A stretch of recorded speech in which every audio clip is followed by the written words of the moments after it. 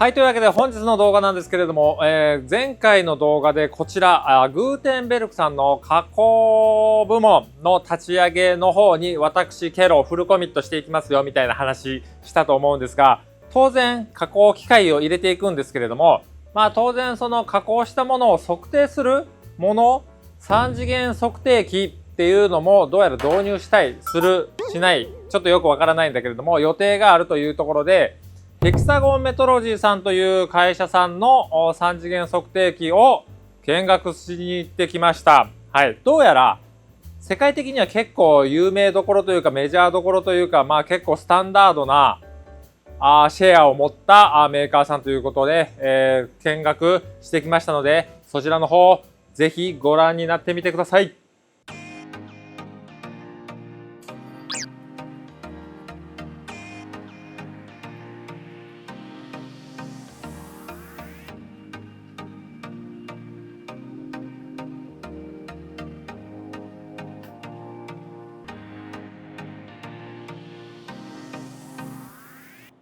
ヘキサゴンなんですけど、はい、世界に2万4000人従業員がいまして、そんなでかいですか？意外と大きくてですね、農業だったり鉱山だったり、自動運転のシステムだったり、結構いろんなことをやってる会社なんですね。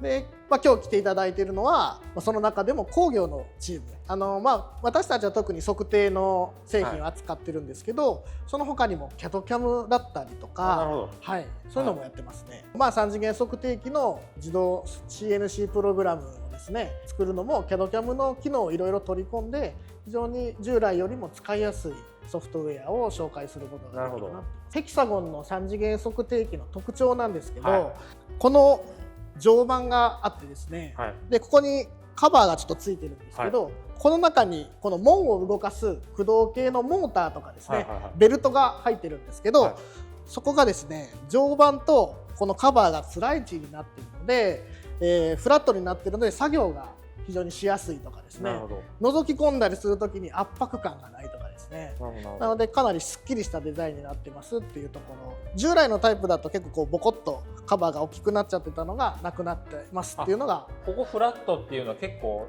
特徴なんですか？そうなんですね。ヘキサゴンならではの。ならではなんですか？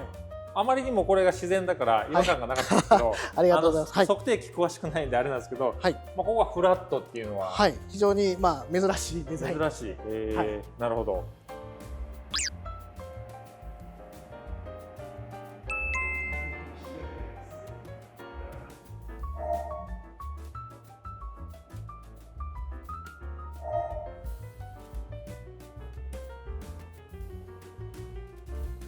精度とかってどんな感じなんですか？一応このグローバルっていう機種が 1.5 ミクロンの精度で、ざっくりですけど、1.5 ミクロンの精度で測れるようになります。なかなか凄まじい感じですね。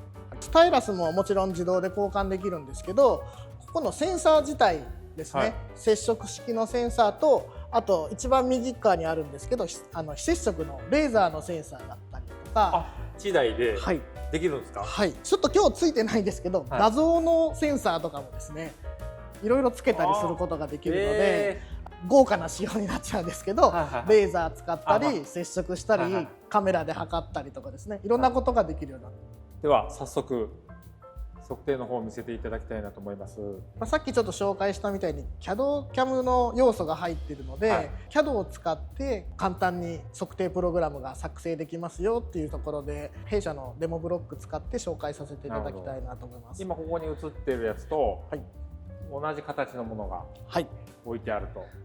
加工の機械と違ってですね、ある程度置き方していただければ、あとは動かないようにセットしていただければ、機械の方でどういう向きに置かれているのかっていうのを確認するようになってます。じゃあまず最初にですね、どういう向きに置かれているのかっていうことで、基準の設定を行います。今回 CAD 使いますんで、クリックしていくとどこにスタイラスを当てに行くかっていうのを設定ができるようになってますので、まずですね、今からキューブの設定ということで、1回測定をしたらここまで逃げてくださいねっていう箱をちょっと作っていきたいと思います。CAD があれば CAD に対してどれだけ大きいサイズにしますかとかっていうのをもう数値入力をすることで設定することができるようになります。なるほど。一回この箱の外を通って次の穴の測定に移動してくださいねっていうようなルールができるようになりますので、この箱さえ作ってしまえば移動の経路とかを細かく設定しなくても動いてくれるっていう箱がこれでできるようになります。いちいちその機械減点ぐらいまで対比してたら時間かかるから、はい、あくまでもこの最小限の箱の外でねっていうことですね。はい、そうですね。まあ攻めたい場合はもうここギリギリに設定してもらうとかですね。はい、見てる、性格が出そうですよね。そのカツカツのやつをいくのかどうか。はい、Z の面を決めてやって。はい、3点から勝手に平面ですねっていうのを認識してくれるので、はいはい、あとはもうそれで OK ボタンを押すと面っていうのが確定するっていうような使い方ですね。あとはさっき言ってた平行出しのところを点2点で線ということでここへ平行出しのところを設定してあげます。なるほど。まあここのところに原点持っていきたいんで、こっちの面に点を作ると。はい、ということで、まあ、ここが原点ですよっていうのが設定がこれでできるようになりました。ここから、測りたい箇所をクリックで、して測っていく、決めていくと。なるほど。でこうやって近づけていくとですね、こういうふうに円がもう認識されるので、はい、これをクリックしてあげるとここで円測定しますっていうことで測りたい要素が決まっていくと。なるほど。本当キャムっぽいですね。はい、もうここを見ていただくと分かるんですけど、何をするのかっていうのが全部ここに順番に出てくるようになってますので、誰が作ってもどういう順番でプログラムが作られているのかっていうのがもう一目瞭然になるような形になってますね。じゃあ同じワークを測るんであれば、はい、前任者のワークの設定したものをトレースしていくだけっていう、はいはい、そうですね。どういうふうに動くのかっていうのも視覚的に出てくるので、はい、後で細かい設定で調整したりすることもできるようになってますね。非常に簡単にプログラムが作れるようになるかな。で、あとは実際に、機械を動かしてですね、はい、さっきこっちで設定した面と線と点を実際こっちで測定してあげるとどういう向きに置かれているのかっていうのがリンクすると。今もう僕がここで設定したから取れたと思ってるけど、はい、そういうことじゃないですね。その現物の置き方が適当にポンと置かれてるから、はい、その3点は取らないといけないってことですね。はい、なのでそれを教えてあげると、あとは設定したところが自動で動くという感じですね。実はCAD がある場合だとシミュレーションができるようになってますんで、はい、こういうふうに実際に絵が出てですね、こんな動きしますっていうのが全部出てくるようになってますんで。なるほど。で今出てきてるんですけど、円4の円筒1のところでなんか当たってるところが赤色になって表示されるようになってますので、ここでちょっと当たってるのでちょっと修正をする必要があります。あ、そこに当たってたんですね。そこに当たってたんで、ちょっと上に上げる調整ですね。今測定した項目の中から何を解析したいのかっていうのをこのリストの中から選んでいくっていう、深淵度が見たいのか穴の位置度が見たいのかっていうのをあとは最後ここで見ていくっていう。なるほど。最初の原点等々はハンドルで指示していくと。はい。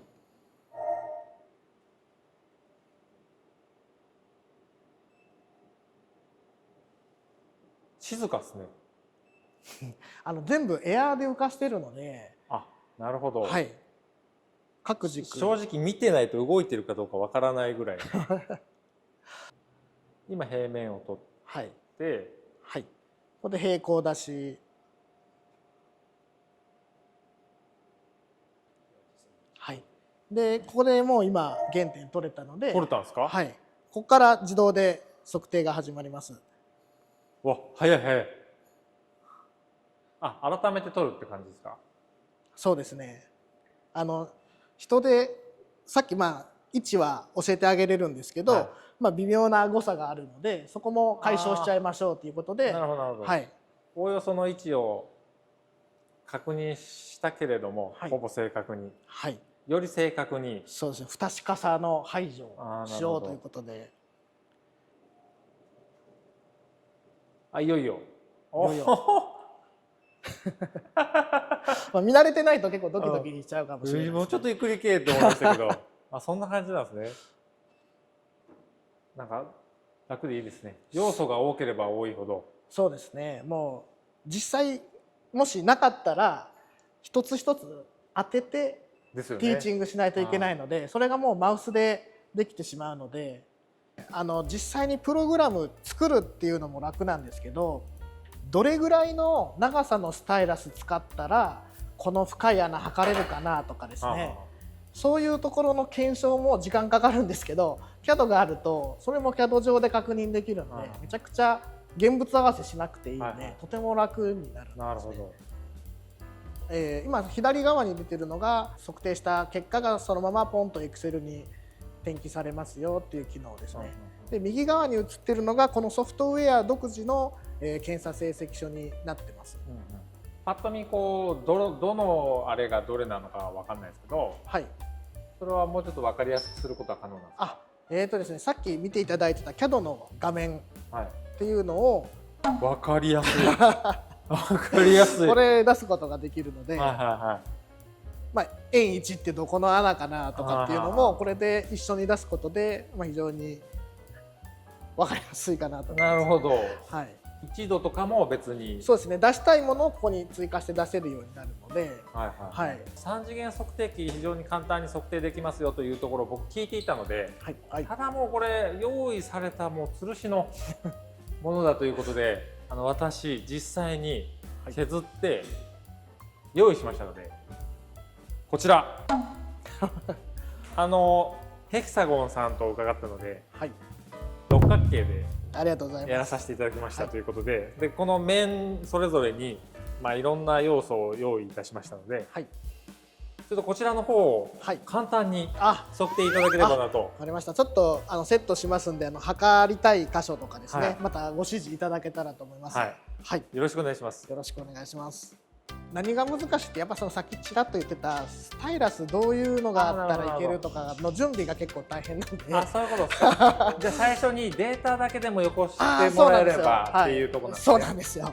CAD データで検証して、スタイラス準備、いや1日やったら準備できたのにっていうのがあるんですね。あるんですよ。今からやるのが15分ほどでプログラムされた測定と、全要素を測るわけではないんですが、代表していくつかの要素を測ってもらおうかなと。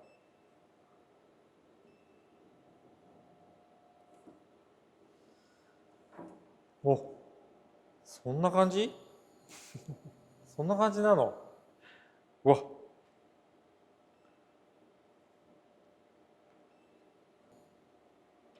テーパー穴をね今開けてるんでね、測定してると、よくテーパー穴と平面の交差の直径を交差入れられたりして難儀するんですけれども、そういうのもこれなら測れそうですね。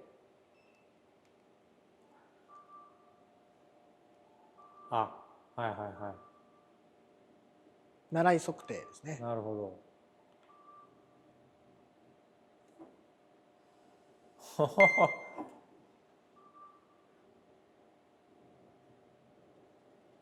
このクイッと軸を変える感じも干渉を事前に確認してやってるから、非常にスムーズにいけるということなんですね。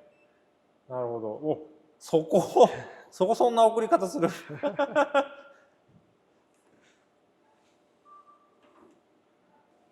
結構シミュレーションで首を振るところっていうのができるのがお客さん結構喜んでもらえて、なるほど。それがないとどこで首振るかわからないから怖いんだよねっていうのは結構言われたりしますね。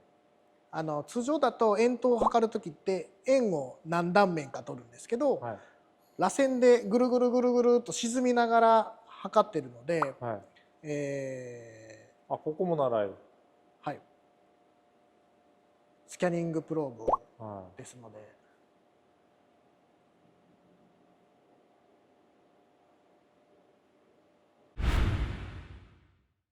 従来だと30ミクロンぐらいの精度だったのが弊社の場合10ミクロンぐらいの精度で測れますよっていうところと、はい、あとは今回みたいな光沢の強いものでも従来だとスプレーをかけて光沢を消してあげて測定しなければならなかったのがスプレー吹かずに測定できますよっていうのが弊社の強みになります。加工屋のプライド丸出しのこのピカピカのはい、ワークそのままレーザーで測れるんですか？はい、このワークでもレーザーで測れますというところをちょっとご紹介したいなと。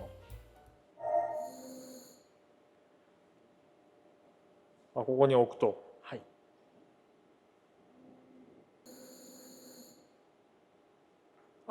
そこから？はい。それも外すんですか？センサーを外しちゃいますね。そうなんだ。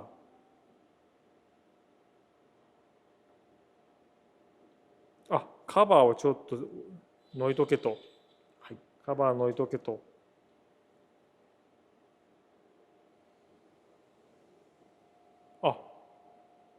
青っぽい、紫っぽい。はい、ブルーレーザーになっているので、1秒間に60万点を取ることができるようになってます。そこで向き変えるんかい。ドキッとしたやんか。ちなみにレーザーって、はい、なんかこうサングラスみたいな目を保護するようなもの、はい、ましてやこんな光沢のあるものだったら必要かなと思うんですけど、はい、測定用のレーザーなのでそこまでは必要ではないですね。なるほど、はい、覗き込んで直視するほどのことをしなければそうですね、そこはちょっと自制していただきたい。なるほどなるほど。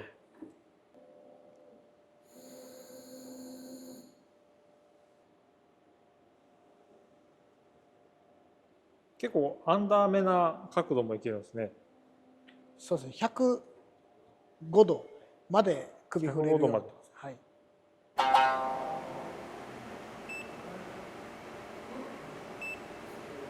CAD と今測定した結果を貼り合わせてですね。同時に表示している状態ですか？はい、そうですね。それでCAD に対して測定した結果がどこがデコボコしてますかっていうのが表示されているという形ですね。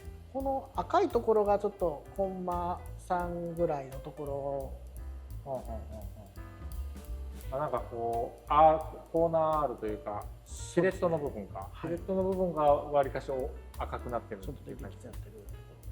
特に製品としては問題ないところはあると思いますけど、こういう感じなんですね。これが今測定できた、はい、点群ですね。なるほど。アップしていくとすごく点なのが分かると思います。光沢のあるワークでもしっかり取ることができると。そうですね、しっかり取れる。こちらなんか結構でかい背の高いやつなんですけども、こちらは何になりますか？はい、こちらは持ち運びのできる3次元測定器になります。はい、アームタイプってことですよね。アームタイプです。はい、持ち運びができますので、はい、現場で測定することができます。もうその加工しているまさにその現場とか、はい、組み立てしているその現場とか、はい、で直接測れるってことですね。おっしゃる通りです。なるほど。はい、でそれを模した感じで、さっきのワークがここにあるんですけど、はい、これを測っていくと。はい。こちらがスキャナーになっています。レーザーですか？レーザースキャナーです。レーザースキャナー。はい。でこちらがプローブですね。接触測定用のプローブです。両方使える。両方とも使えます。なるほど。はい、手元でボタン一つで切り替えていただいて、接触測定、非接触測定。なるほど。可能になってます。こちらが中間サイズでして、これ中間なんだ。はい。こちらがですね、伸ばしていただくと、ここからこちらですね。ここまでが 1.5 メーターございます。はい。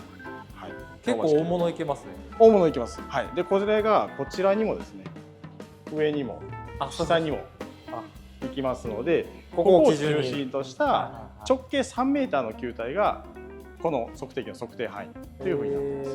でこれがですね、ヘキサゴンのラインナップとしましては、片側が1メーターなので直径2メーターから 4.5 メーターまで50センチ刻みでラインナップがありますので、ワークに合わせた選定ができます。なるほど。今見てた感じ、割とガシガシ使ってますけど、全然問題ない感じ。そうですね。もちろん丁寧に扱っていただくに越したことはないんですけど、ある程度ですね、人がマニュアルで使いますんで、それに耐えうる、剛性は持ってます。はい。で精度ってどんなもんなんですか？精度はですね、こちらのタイプですと非接触タイプレーザースキャナーで最大のばらつきで約60ミクロンです。60ミクロン、が最大のばらつきで精度保証しております。なるほど。こちら2つのレーザーが出てまして、今赤くピカピカ光っているのがですね、こちらガイドです。で、青い方がですね、レーザーラインです。スキャンする方のラインです。で、今、赤く光ってるんですけど、これがですね、この常磐がワークだとしたら、今ちょっと照射距離が遠いですよというふうに、示しております。これをぐっと近づけて赤枠の中に青いレーザーを入れていただくとスキャンすることができます。なるほど。はい。で、ここの赤いチョボがあるんですけど、ここが一番中心の距離です。これが上にも50ミリ、下にも50ミリのレンジがあります。なので165ミリプラスマイナス50ミリのスキャンレンジがあるというようなイメージになります。ピッとなぞっていくだけでさーっと、はい、もう一気に形状が見えてくる。はい。で、このような光沢のワークもですね、従来ですとスプレーを塗布してスキャンしないといけないんですけど、今もう何も設定いじっておりません。デフォルト設定の状態でスキャンしていっています。で、なるほど。なんていうか動きが直感的ですよね。そうですね。ここ取れてないわみたいな。そうです。門型測定器と違って直感的にですね、取れてないところというのはこのようにアプローチすることができますんで、はい、取れてないところはさーっとですね、角度を変えていただいて測定することによってデータを取得することができます。なるほど。はい、意外とこう関節が滑らか、はい、そうですね。人間工学に基づいて作られてますので、もう本当に人間の腕の動きと同じような動きができます。はい、違和感ないですね。そうですね。滑らかに。今この機体に関して初めて使いましたけど、はい、狙ったところにスッといける感じは。そうですね。直感的にアプローチしていただくことができますので、はい、非常に作業性は、はい、高いです。で、これを握っている間だけ測定。そうです。これも設定で変えていただくこともできますし、この、はい、グリーンでしたっけ？グリーンな状態、今どんどん取れていってますね。はい。なるほど。簡単ですね。非常に簡単です。どなたでも、はい、測定していただくことができます。癖があってコツがいるのかなと思ったんですけど、はい。もう全くない。思った通りに、そうです。直感的に動かしていただくことが動かせる。はい、できます。現状なんかこうすごいスマートな状態なんですけど、はい。線とかは、はい、こちらですね、完全にワイヤレスでご使用いただくことができます。はい、パソコンとの接続は Wi-Fi でつないでいただいて、あとバッテリーが入ってますので、バッテリー駆動なんですね。はい、すごいですね。なのでより現場向きになっております。こう現場だと配線があると非常に引っ掛けたりとか、そうですよね。そういった危険があるんですけど、この周り普通に歩けるんで、どれぐらいですか？30分ぐらい。いえ、スキャンしっぱなしの4時間ぐらい。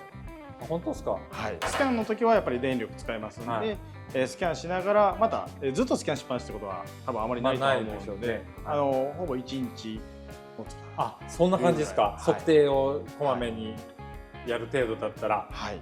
あとはそうですね。現場で使っていただくのに際しては防塵防水がついております。防塵防水。はい。なので粉塵が舞ってる環境であったりとか、ミストが舞ってる環境であっても。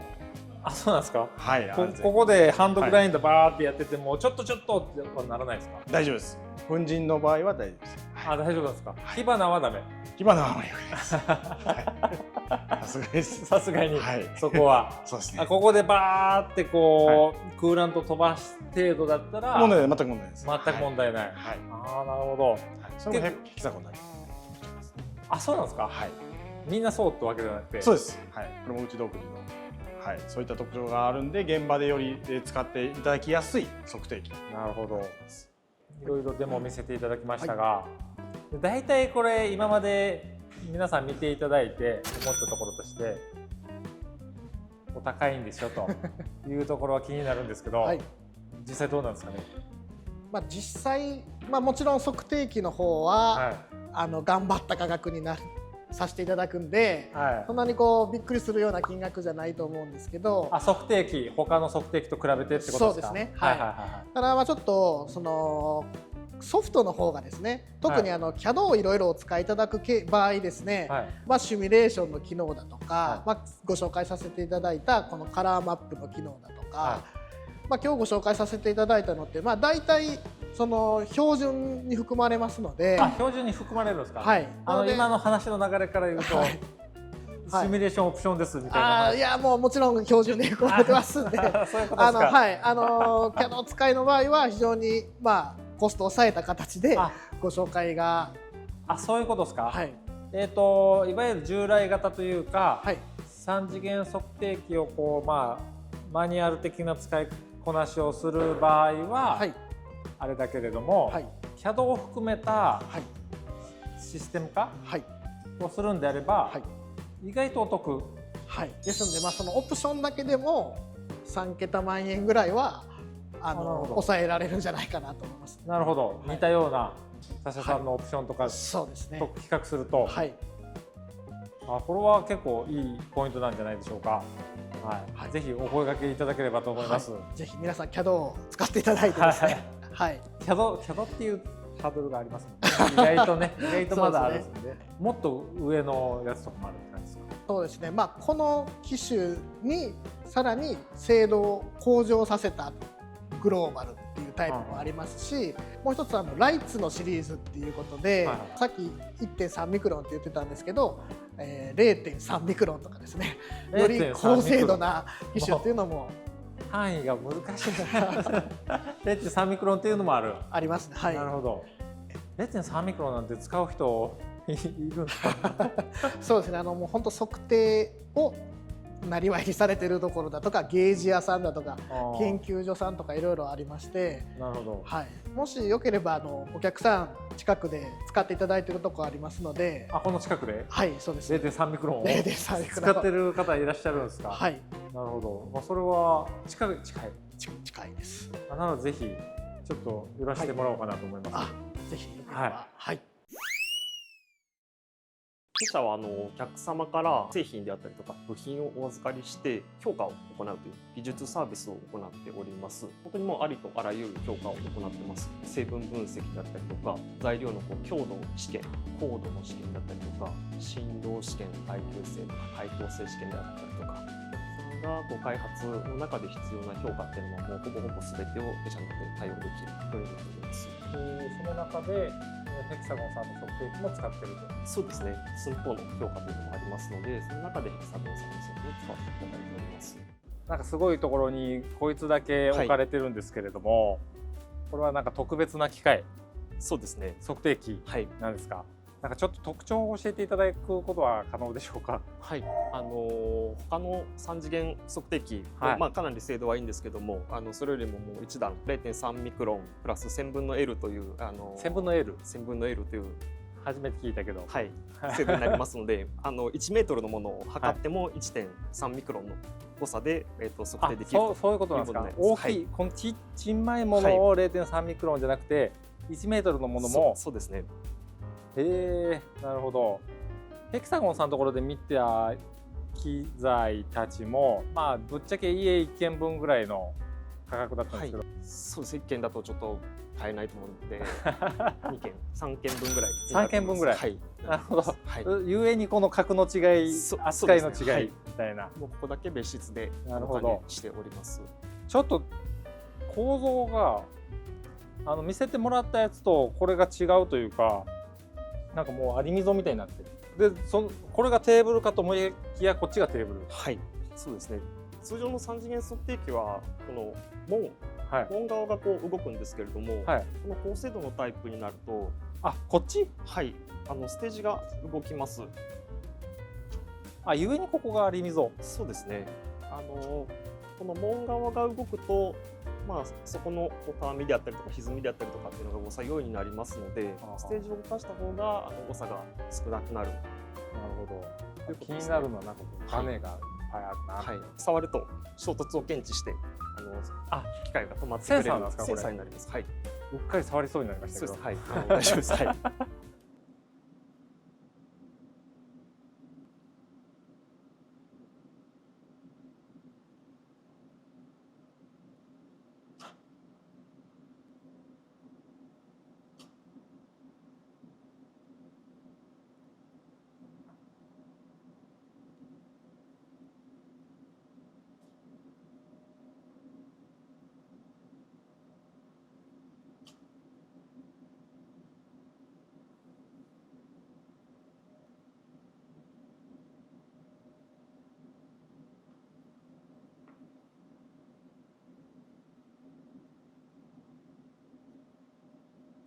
ギアがこう傾いているヘリカルの、ものになりますので、ロータリーテーブルを使いながら測定することがこの機械だとできるというところも大きな点ですね。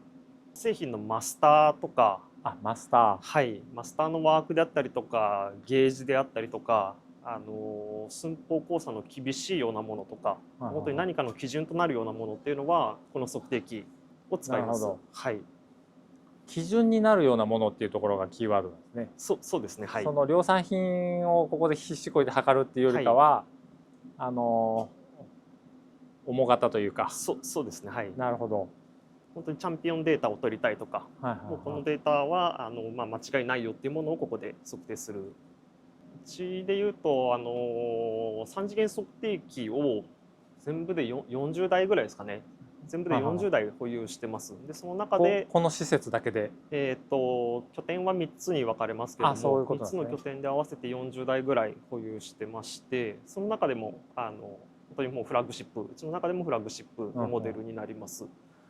でなぜライツを選んだかというと、やっぱりこの高精度というか超高精度ですね。超高精度という分野で一番歴史が長い、信頼できるメーカーっていうのがやっぱり大きいです。このライツっていうブランド力、これがあることでちゃんと超高精度で対応できますよということをこう対外的に言えるっていうのは一つの大きな理由ですね。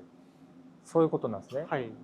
これ1台でペイしようと思うとやっぱり大変なぐらい装置の値段は高いんですけども、うちの場合こう何十台ありますので、何でしょう、その全体の価値を上げるとか事業価値を上げるためにこれを購入してるっていうのがありますので、これ自体が、お金を生み出すのももちろんあるんですけれども、これがあるおかげで、この3次元計測全体の部分の事業価値を上げるっていうのも狙いの一つではあったので。なるほど。はい。上限がどこにあるかっていうところによるブランド価値というか。そうですね。はい。なるほどなるほど。まあ他に無理なところでもここの上限が高いから頼めるやろみたいな。そうですね。はい。安心感というか。なるほど。はい、いかがだったでしょうか。私の印象としましては、ソフトとハードの融合が、この業界でも進んでいるのかなと思いました。やっぱりね、精度のいい機械があっても、使いづらいと使わなくなっちゃうから、使いやすい方がいいに越したことはないという感じで、もう世の中がね、加工機に限定せず、測定器の世界でも、非常に使いやすさっていうのをね、重視して進化していっているのかなというふうに感じました。ジムトフのヘキサゴンブースでなんとか重工の動画を見たと言っていただければ、ノベリティのプレゼントが数量限定ではありますが、ありますということで、ジムトフ行かれる方はね、ぜひもらいに行ってはいかがでしょうか。ヘキサゴンさんのブースにもね、私ケロ小1時間ほどお邪魔しますので、日時等は Twitter 等で告知しようかなと思いますので、そこら辺はちょっと見ていただければなと思います。はい、というわけで本日の動画は以上になります。面白かった、参考になったという方いらっしゃいましたら、グッドボタン、チャンネル登録、どうぞよろしくお願いいたします。というわけで、ご視聴ありがとうございました。